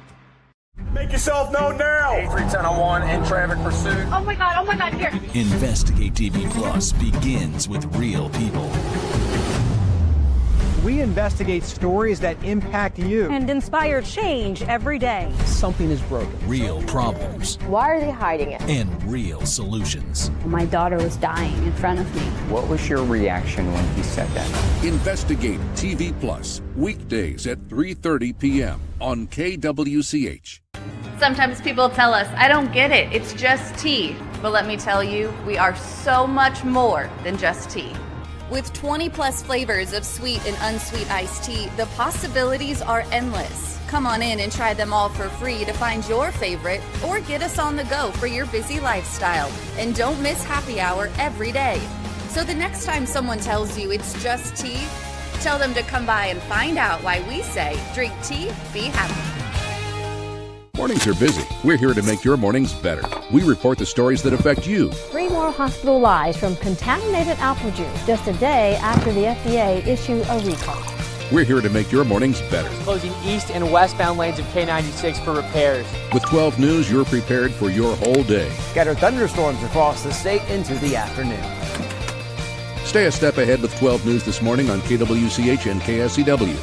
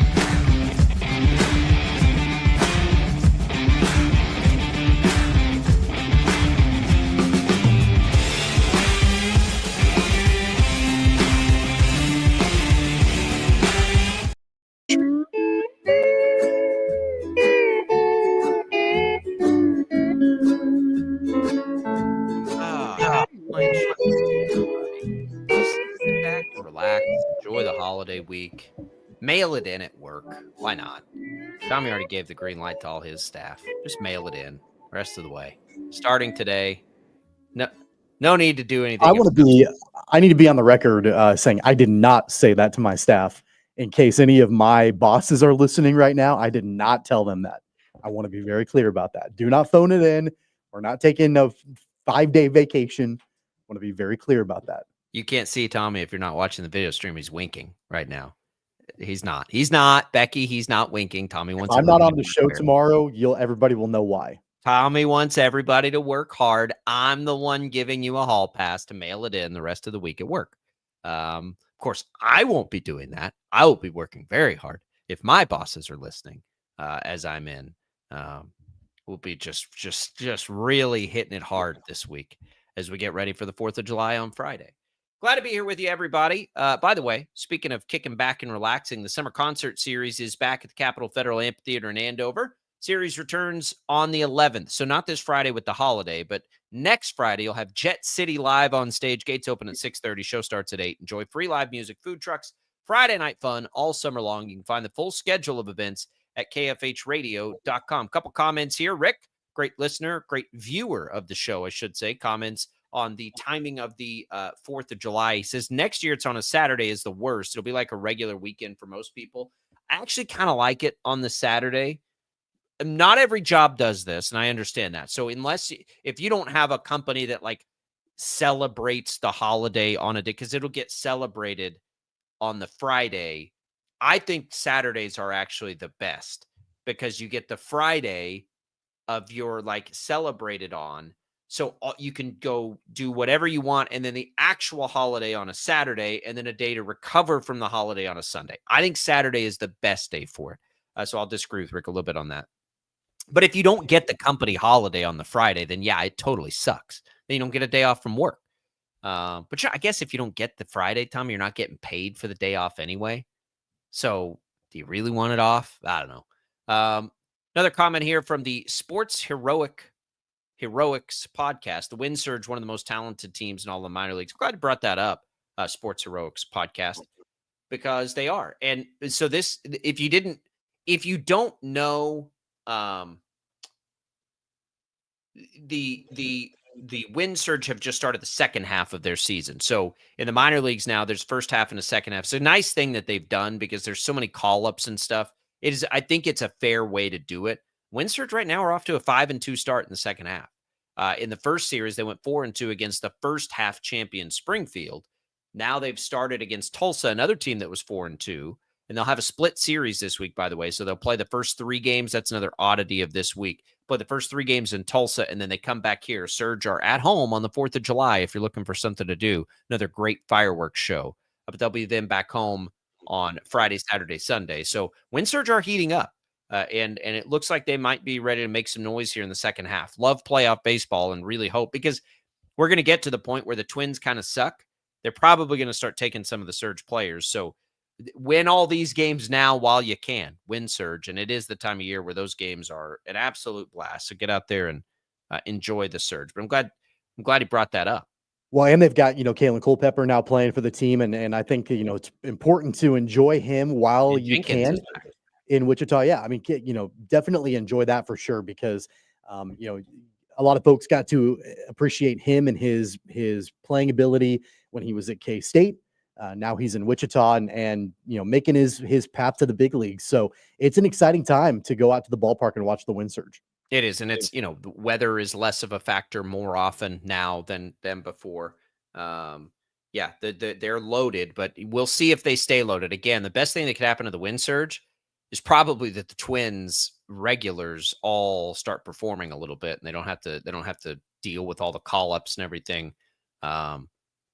Our viewer there goes on to say 4 of the Twins' top 10 prospects are in Wichita right now, which is cool. I mean, that doesn't happen all the time. So enjoy it while we've got it. And it's obviously translating to wins. They're up to a 5-2 start in the second half. And by the way, if you're looking for, some fun stuff to do firework wise, I know the Wind Surge playing in town on the 4th of July. Red, White, and Boom with the city of Wichita is going on. So there are going to be some pretty great fireworks shows all throughout, the 4th of July weekend. And whether or not what part of town you're in, you'll be able to see the downtown ones from miles away. Not me. I'll be right where you're sitting, Tommy, all by myself. Just, I won't even be able to hear him in that dungeon. But that's okay. That's all right. I'll be hanging out with you as you drive home. As you're driving home, from whatever your parties are, I'll be on until 1 a.m. So flip it on and hang out. Rick on the holiday says banks and credit unions won't close on the Friday before. Rick, the world's tiniest violin. Like I will never have sympathy for the lack of bank holidays. The banks invent holidays so they don't have to work. So I can't come up with much sympathy on the banks and credit unions not getting a company holiday.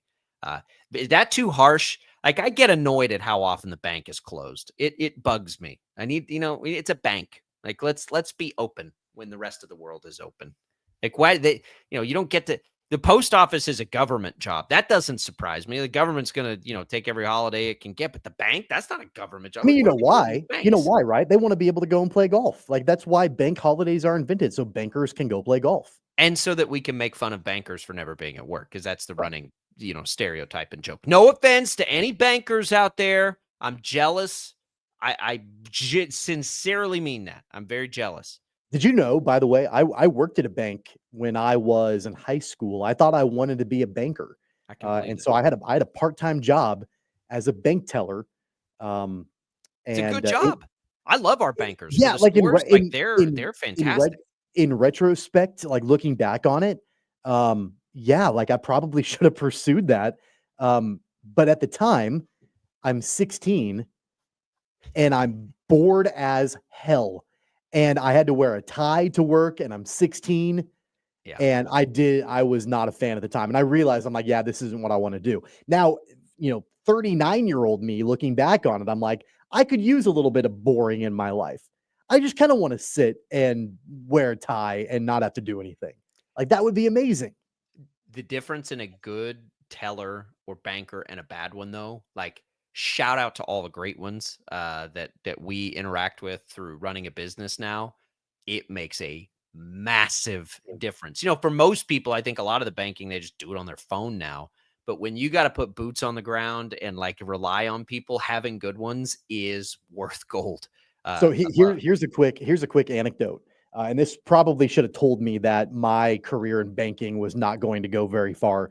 So it was a program through my high school in the Wichita area where you kind of figured out what you wanted to do, and then you went and got an internship, and the school helped you connect with the business to do the internship. So like during school hours, you would go and you would shadow. And then I ended up getting a part-time job at that same bank later on. But my very first day of this unpaid internship, the school gets it all set up with the bank. I'm not going to say the name of the bank. It's still open here in Wichita. Gets it set up. I drive. It's probably a 20-minute drive from my high school to the bank. I'm really excited. I got my tie on. I got all of that. I pull into the parking lot. There are police cars in the parking lot. There's yellow police tape. The bank had gotten robbed about an hour before I showed up on my very first day. And I obviously couldn't go in. And so I turned around and I went back to school. And that probably should have been a sign to me that the banking career was not going to be something I would want to do. Yeah. I love giving, we got some banker friends, mutual. I love giving them a hard time. To Rick's, boy, that's funny. That's a funny comment on banks and credit unions not closing. All this reminds me, I know you're a Seinfeld guy. He wanted to be a banker. That episode with Newman and Kramer, the making up the story in court. A banker. God, I love Newman. This is such a good character. All right, let's take it around. Did you see this Diamondbacks story? So the Diamondbacks have banned a fan from Chase Field for the rest of the season because of multiple offenses of interference in the outfield. I guess he's had about one a year for the last 4 years. And so they're banning him the rest of the year. They said he can come back next year if he behaves. Why? Like, if you don't want fans to try to catch the ball at a baseball game, which is a part of being a fan at a baseball game, put a barrier up or something that doesn't allow them to reach over. Or, like, don't ban this guy. He's a season ticket holder. Just tell him he doesn't get to sit on the edge of the outfield anymore. He has to move 3 rows back if he wants to keep coming to the game. Like, what are we doing? That's just that's so harsh. It's funny because this particular fan, I think, kind of likes the notoriety. He went on a sports talk show like ours in Arizona. Arizona Sports 98.7 yesterday. He was on the air. The guy's name is Dave McCaskill, by the way. And he said that he's been ejected 3 times and reviewed it 9 or 10 times over the years. He, I think, likes it. I think he likes the notoriety. He went on the air to talk. He's proud of it. Stop selling him tickets in the front row of the outfield then. Like, to move his season ticket. You don't have to ban a guy for catching a ball. It drives me crazy that it goes all the way back to Bartman or whatever. Like, there is nothing more exciting for a kid than to bring their glove to the game to try to catch a ball in the outfield. That's like a part of the fan experience. I'm going to tell you right now, like, take it too serious. You know why? The guy has had success in interfering in the game, and the reason why he's had success is he brings his glove to the game. And there's nothing that I hate more than grown men bringing a baseball glove to a game. Yeah, I wouldn't do it. I mean, I wouldn't do it. I think that's the biggest faux pas. If you are over the age of 12, you should not bring a baseball glove to a baseball game. You just shouldn't do it. Like, that's one of the unwritten rules. Yeah, I believe. Listen, I don't want to. I could get on board with that. I don't want to cast stones on that because maybe that's just really exciting, or maybe they're there with their kid to help catch a ball for their kid. Use your hands, or if you need to. I agree. Hold the hat off your head. If you need to have something, I agree. Hold the hat off your head and use the hat. Because that's passable. You catch that ball with your hands or your hat or whatever, like it will be one of the coolest things, a core memory for a kid. Like, my dad caught a ball with his But bare hand. you bring your glove, or like I've seen guys like they've got a first baseman's mitt or they've got a catcher's mitt, so it's bigger, and they're reaching over other little kids to grab the ball with their glove. I'm not on board with that. If you're over the age of 12, you do not bring your glove to the game. Okay. Listen, I'll entertain it. I'll entertain it. I won't judge if you want to do it. I would never do it. So I can't. I mean, I'll absolutely judge you. Like yeah. Anybody who does that, you could be the nicest person. You could be Mother Teresa out there. But if you bring a glove to a baseball game and you're a grown man, not a fan of you. I will judge you all day. What about a guy in a Hawaiian with his glove that looks over at you and says, "Hey, Tommy, love you. Hey, big guy, love you on the radio." How would you feel about that? Punch him right in the nose. Your head would explode. It would. And he's got like 3 different food items mixed together on his plate. He took his nachos and he's dipping his hot dog in his nachos. Ugh. Yeah, that's the quickest way to ruin the baseball. Yeah, quickest way to ruin the baseball experience. I feel like you're making fun of my idiosyncrasies. Are you making fun of me? I am quite a bit. Yeah, I am for sure. I was going to ask, like, well, how do you feel about grown men in jerseys? Depends on the jersey. I've got a whole list of rules on that. It depends on the kind of jersey. Yeah, I definitely poking fun. Anyway, does that jersey does it have the fan's own name on the back? Like, did they get their own name embroidered on the back? Because I'm not a fan of that. Like that.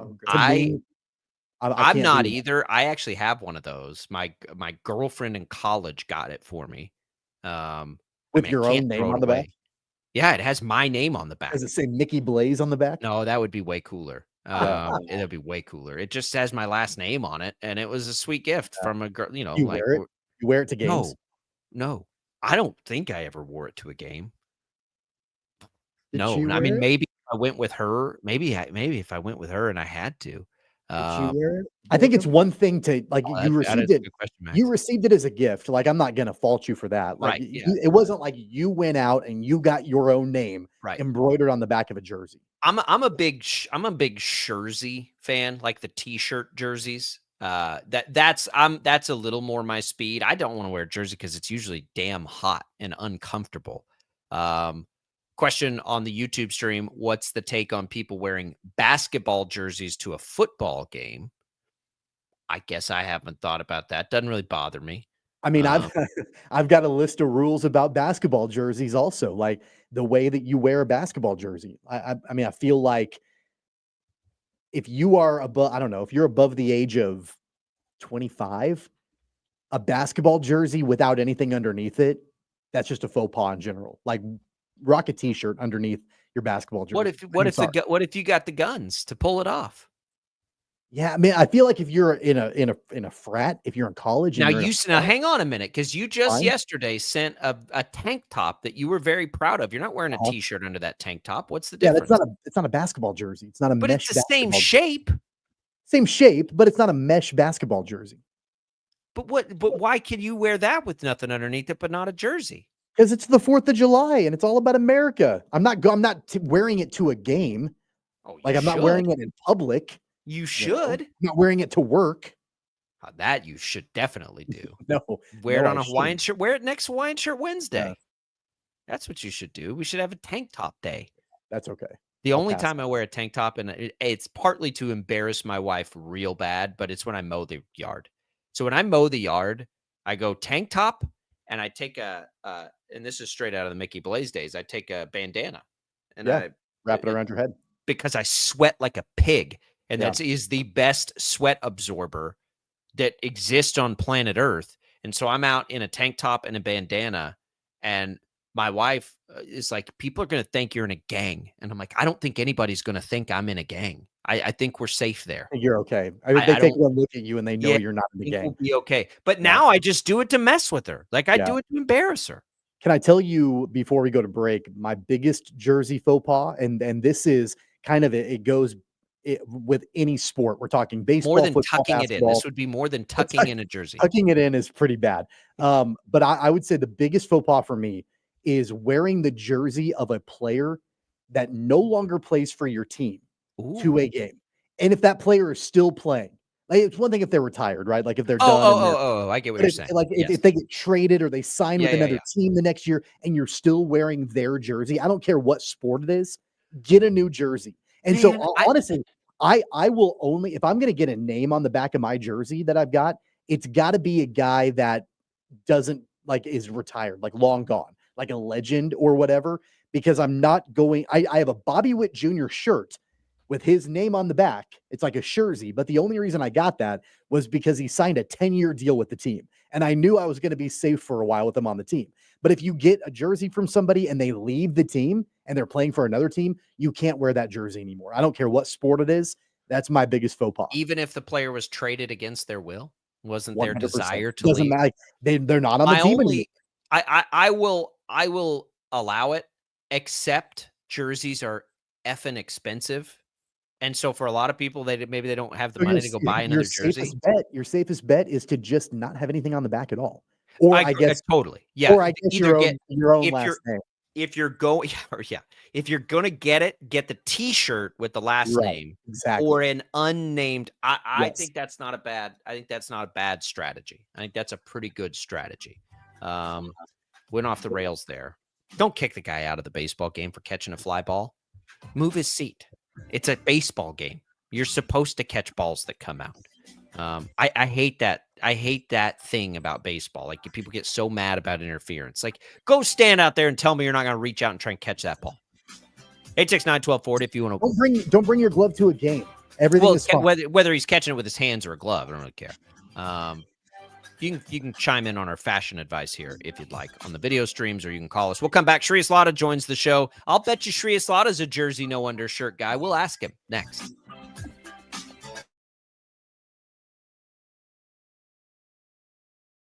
Lightning, hail, tornadoes, flooding. It's the worst of severe weather, and it's coming. Spring brings warmer temperatures, but also dangerous weather conditions. Stay up to date day or night with the Storm Team 12 weather app.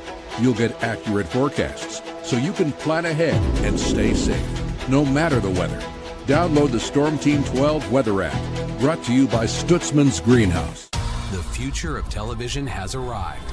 Next Gen TV is here with stunning video, movie theater quality sound, enhanced voice clarity, and interactive features, all upgradable for the future. Learn more at watchnextgentv.com. Sometimes people tell us, I don't get it, it's just tea. But let me tell you, we are so much more than just tea. With 20 plus flavors of sweet and unsweet iced tea, the possibilities are endless. Come on in and try them all for free to find your favorite, or get us on the go for your busy lifestyle. And don't miss happy hour every day. So the next time someone tells you it's just tea, tell them to come by and find out why we say, drink tea, be happy. They're not just the canvas of our imagination. They tell a story. Clouds affect the events of your day. Sometimes they growl, sometimes they inspire, but they're always the messengers of nature's mood, written in the sky. Storm Team 12 understands the language of clouds. We're dedicated to decoding their message, so you know what to expect. Behind every cloud, there is a story waiting to be told. Trust Ross Jansen and Storm Team 12, alerting you first to the impact on your life. Jim Rome here, lighting up your afternoons on The Jim Rome Show. Catch me starting at 2 on Wichita's #1 sports radio, Kansas Fan Headquarters, 97.5 and 1240 KFH.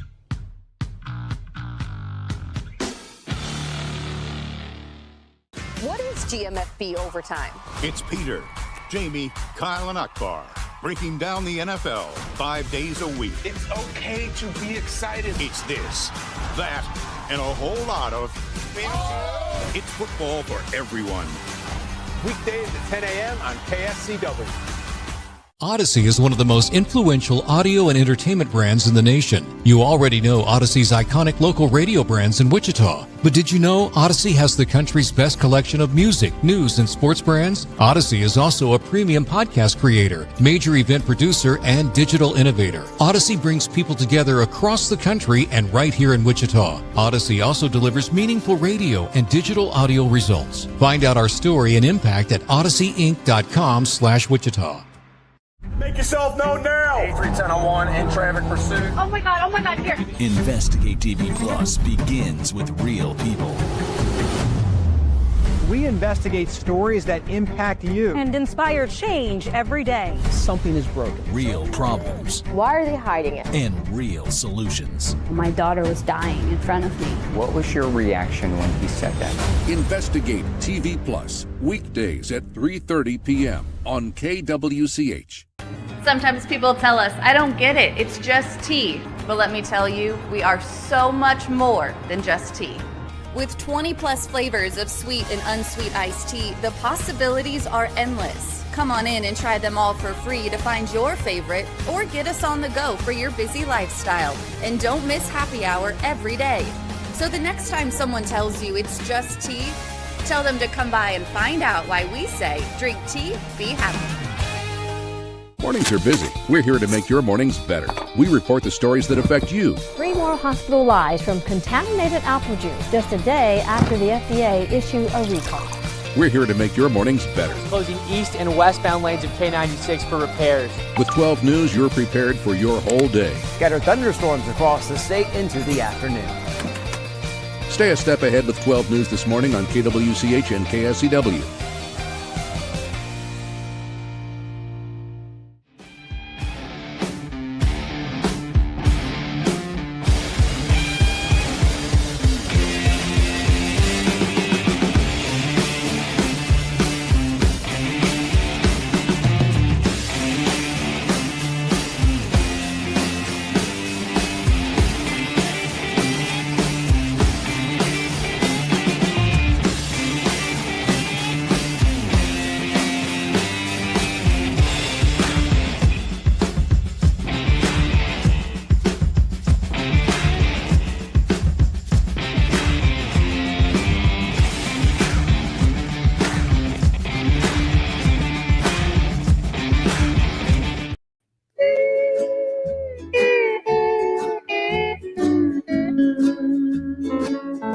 And now, digging deeper with the teams you follow, it's another Sports Daily Insider interview on KFH.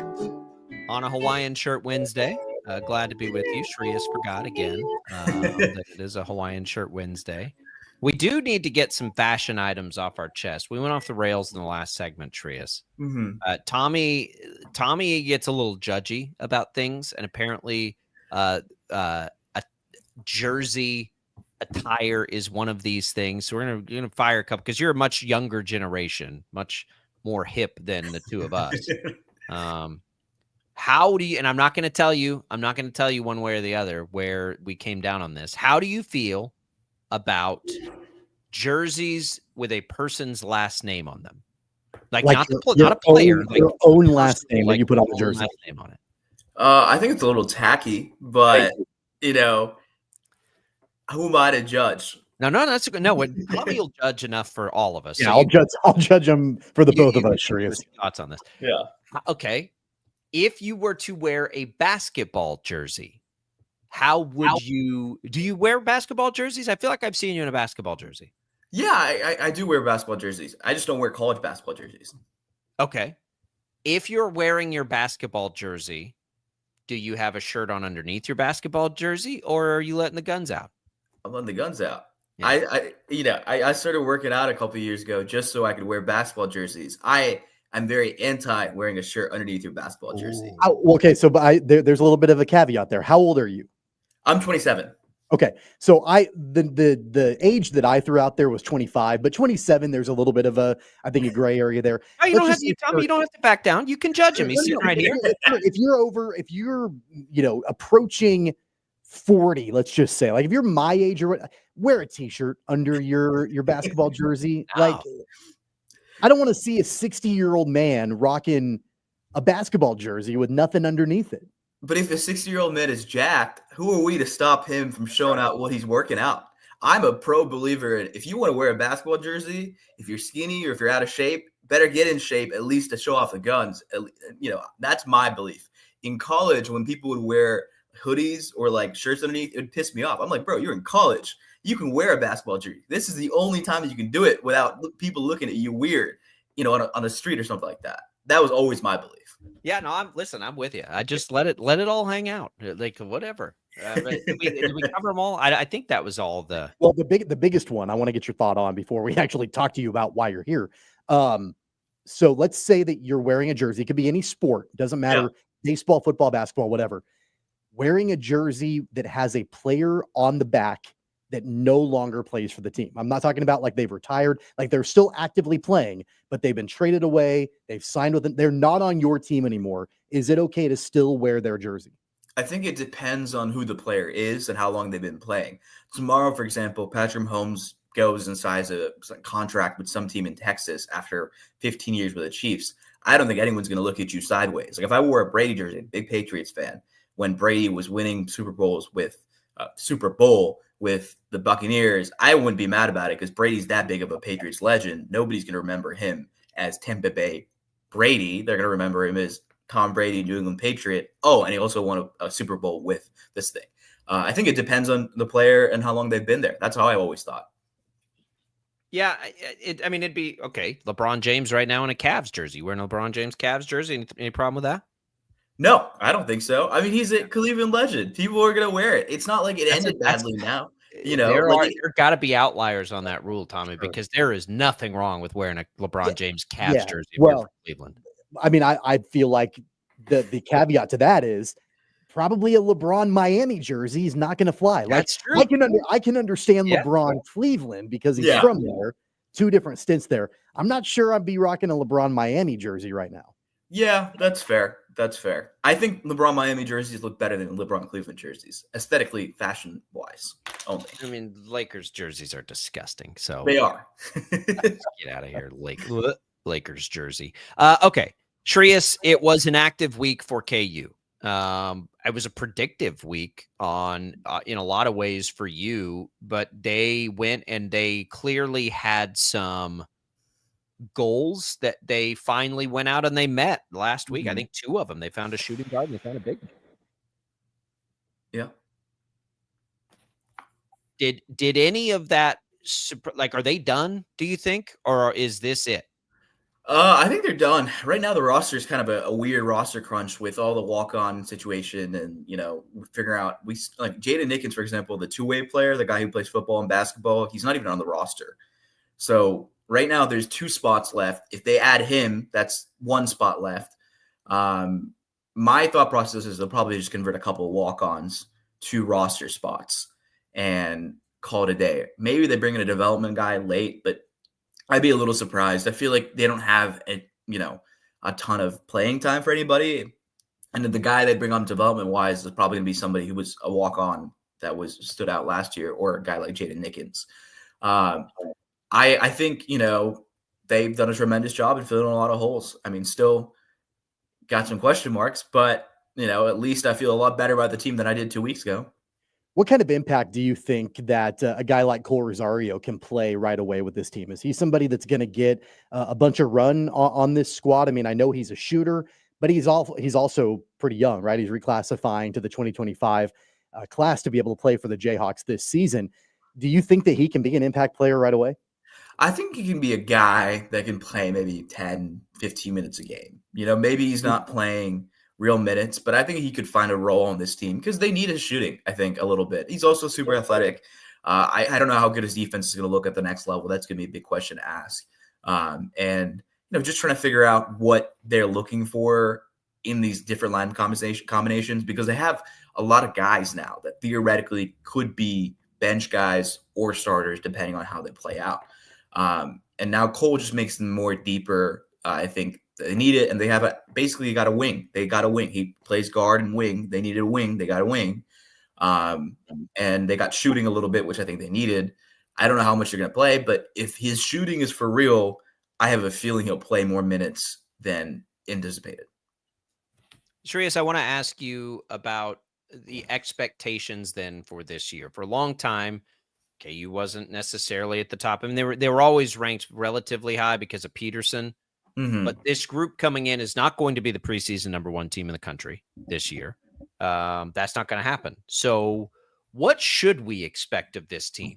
Is it unfair to say we feel like this team should win the Big 12? I think that probably is still a little lofty. But what top 15 type team at this point to start the year? And I think and also how much different is that than where they could end the year? I mean, I definitely think so. My expectation for this team is if they're not getting out of first weekend, as long as Peterson and the vast majority of people are healthy, I'd be a little disappointed if I was a KU fan. I think they are a top 10 in the country roster at the moment. The big question mark is, and I'll continue to question, is shooting. I ran into a big Jayhawk fan a couple of days ago, or yesterday at the airport, talking about KU, and I've known him for, I think he's on Jayhawk Takeover. No, not Takeover. I forgot it was his name, this thing, but I follow him on Twitter. He's been around for years. And that's the one thing we were talking about is like, I have no idea who can shoot on this team besides Jaden Dawson. And then a bunch of question marks of like, okay, well, they shot well in high school, but does that translate to college? So I feel confident that this team is much better. Like they're going to be defensively, I think they're going to be really good. And athleticism wise, they're much better than the last couple of years. My worry is how good is the shooting? But I think if Darren Peterson is the star that we think he is, he's going to create a lot of space for guys on the perimeter to just take open shots. You know, you mentioned Shreyas a few minutes ago that you feel better overall about the roster construction than you did a couple of weeks ago, which I totally agree with. At least they've got bodies to fill the roles. Yes, yeah. But clearly there are still some question marks about just the unknowns with this team outside of Flory Badunga, and we saw small action in the past couple of years from guys like Elmarco Jackson and Jamari McDowell. Really, it's completely unknown, and how the newcomers, how they will all fit together. What do you think? As we are moving into getting closer and closer to this season, what is still the biggest question mark with this roster? What are you getting out of guys they brought in transfer-wise? And are you getting anything out of Elmarco or Jamari? Like, we have no idea what Elmarco Jamari look like after a year removed of sitting on the bench and practicing with the team, but not playing. I feel confident that Melvin Council Jr. and Jaden Dawson will be good players. I don't know how good players they'll be on both sides of the ball. Like, maybe one of them can shoot, maybe the other can't shoot. Like, we have no idea. I feel confident that Trey White's going to be a good addition to this team, but I felt confident that, more than 2 out of the 5 roster transfers last year would be good, but that didn't end up being the case. Right. So I just, there's a lot of question marks. I feel confident that the guys they brought in, they've done a good job of surrounding Peterson with, but Elmarco Jamari, I feel like one of them should take the leap this year. Everyone's talking about the famed Bill Self 3rd-year leap. I know technically they didn't play last year, but I feel like if one of them takes the leap, that's huge. Maybe they both can. Yeah. Shreyas, we've got Big 12 Media Days coming here. So are you devastated that you don't get to vote in make a media preseason poll? Like, I don't know if this is sacrilegious to say, but I never vote on those things. I don't trust my ability to talk about talent that I don't watch, and I feel like I'd be just guessing. And I always admire the people that do, but I purposely never vote on those things. Even the people that do, it is so chaotic now with the portal. Like, hey, what do you think of West Virginia's class? I mean, what? We can't keep up with. We can't keep up with our own teams that we're trying to follow. It's insanity. I thought that was funny, and there would be some hand-wringing. That's what we'll hit on a lot of that next week, Shreyas, and kind of get into football a little bit. Definitely wanted to get your take on the basketball editions. Definitely wanted to get a young, hip dude's take on Jersey, rules. Yeah. And we've got some of those comments as well. Find Shreyas on social at SHRE98. Of course, follow Shreyas's work at the KC Star, beat reporter for men's basketball and football at KU. Shreyas, we appreciate it. Thanks for having me, guys. There goes Shreyas Laddha. A couple comments on that. We go to Chris, who says first the reason this all got brought up with the guy bringing a glove. He said that dude probably has spray charts and scouting reports. He calls it pathetic. Probably does. I mean, probably does. He probably does. Chris also says aloha, bros, which I appreciate, Chris. Hope you're rocking your Hawaiian. One of the great Hawaiian Shirt Wednesday supporters, Chris is. And then he said his son has a Benintendi jersey. Not sure that's going to make the cut anymore. I'm not a fan of that. I'm sorry. Like I'm sure. No. He's saying he can't bring it out. He's agreeing with you. I know. Like it's unfortunate. Probably dropped good money on a Benintendi Royals jersey. Yeah, you can't wear it anymore. I'm sorry. And then Scott asks us to check out the full roster of the Aftershocks on the TBT website. I'll have some of that for you on 12 News today, maybe. Scott says most talented Aftershock team ever. And then asked if we're going to have Coach Bush. Yes, we will have Coach Bush and Connor Frankamp on in a couple Fridays from now. I think it is. Might even be next Friday. It is a Friday soon, Scott, so you'll get your wish on that. We're going to come back. We'll keep going on Sports Daily. Don't go away.